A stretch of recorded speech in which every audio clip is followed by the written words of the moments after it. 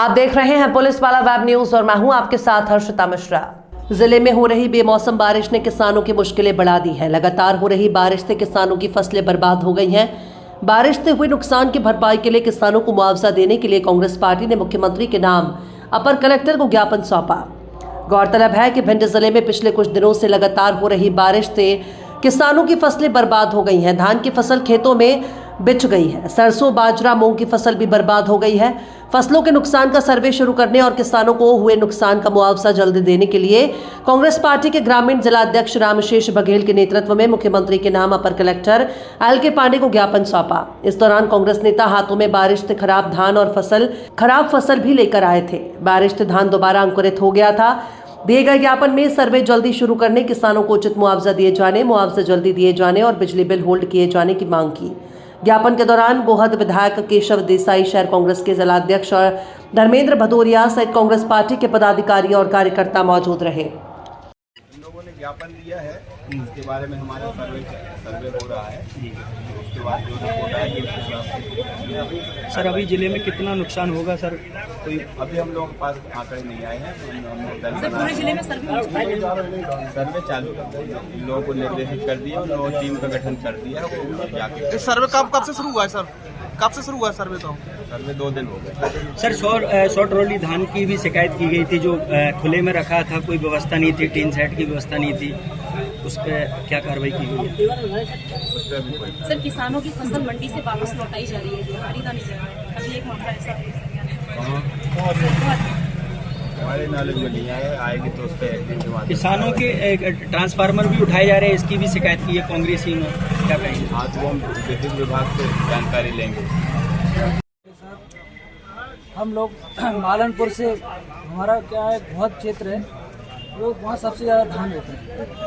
और हम लोग एक एक गांव गए, किसान भाइयों के खेतों पे गए, तो वहाँ जाके जब देखा तो किसान इतनी तरह मजबूर था कि 90% पूरी तरह धान की फसल नष्ट हो चुकी है। और उससे आगे फिर हम मैगांव क्षेत्र में आए, बहुत क्षेत्र में बढ़ के फिर हम भिंड का भी जायजा लिया, डेल का लिया, नाहर का लिया। इधर इस क्षेत्र में जहाँ सरसों, किसान खाद समय पर किसान को नहीं मिल पाई, सरकार वादे करती रही। 2 बार किसानों ने सरसों बोई और तीसरी बार में फिर अभी 5 दिन से लगातार बेमौसम बरसात होने से किसानों की जो सरसों की फसल थी वो भी पूरी तरह नष्ट हो, मतलब दोनों फसल किसानों के हाथ से गई। हाँ, नष्ट हुई। और तिली की फसल हमारी पूरी बरसात की वजह से वो चली गई। हमारी बाजरा की फसल भी नष्ट हुई। उसके बाजरा के साथ में हम लोग मूंग भी बोते हैं, मूंग की फसल भी नष्ट हुई। आदरणीय, जैसा कि वर्षा अत्यधिक हो रही है, बेमौसम बारिश हो रही है, ये पहले से दिखाई दे रहा था। इसके बावजूद प्रशासनिक अधिकारियों का कहना है कि अभी 2 दिन पूर्व ही सर्वे स्टार्ट किया। ये क्या लापरवाही नहीं है प्रशासन की? अब लापरवाही तो इतनी है कि इससे पहले हमारे कुछ किसान भाइयों ने कुछ धान की फसल कुछ कतर के ट्रैक्टर लेकर मंडी में पहुंचे। हजारों की तादाद में हमारा किसान वहाँ मंडियों में खड़ा रहा और शासन प्रशासन मौन होकर देखता रहा और किसानों की वहाँ फसल तोली नहीं गई।